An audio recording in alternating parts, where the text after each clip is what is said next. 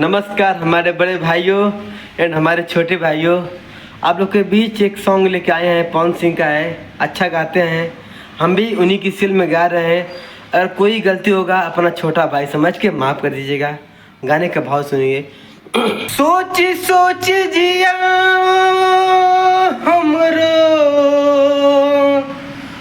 काहे घबराता दरोगा जी हो।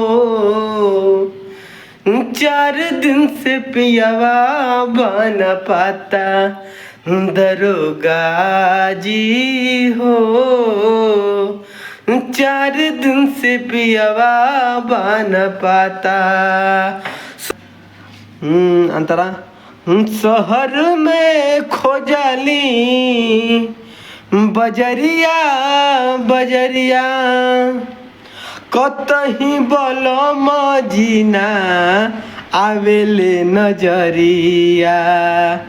शहर में खोजली बजरिया बजरिया कतही बलम जीना आवेले नजरिया। केतनो लगावा तनी लागत नइखे पता दरोगा जी हो। 4 दिन से पियावा बन पाता दरोगा जी हो।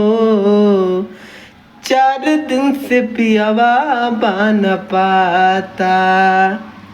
दूसरा अंतरा पियावा बेदर्दी कहाँ गईले भुलाई।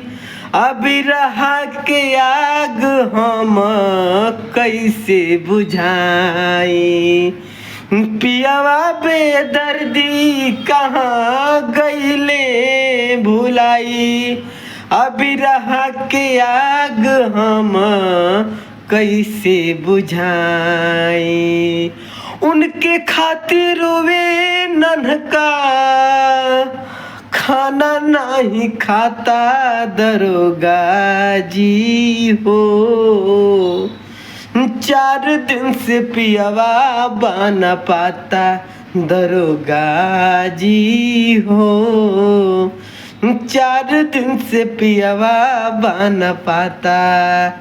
वीडियो को भैया लाइक शेयर कर दीजिएगा। मेहनत करते हैं, रोज़ सुबह मेहनत करते हैं।